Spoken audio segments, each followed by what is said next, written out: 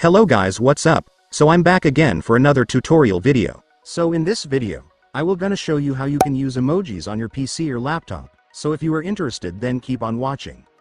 But before all that, if you are new to my channel, consider to like and subscribe for more videos like this, and also, you can comment down below if you have something that you want me to make a tutorial about. So without further ado, let's start the tutorial. So before I show you how to use emoji on your PC or laptop, let me open my notepad first just for demonstration. So now that I'm in my notepad, let me now show you how to use emoji using your PC. So to do that, first, I want you to hold the Windows key in your keyboard. And while holding the Windows key, I want you to press the period or dot key in your keyboard.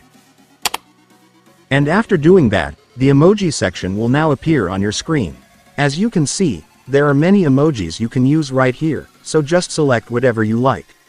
And if you want to browse more emojis, just click this. And then you will now be able to see many different emojis you can use, so just select whatever you like. And then that's it guys, it's done. Congratulations, you have now used emojis on your desktop. And so that's just how you do it guys. Now that you've watched this video, you can now do it yourself. So that concludes our tutorial video for today.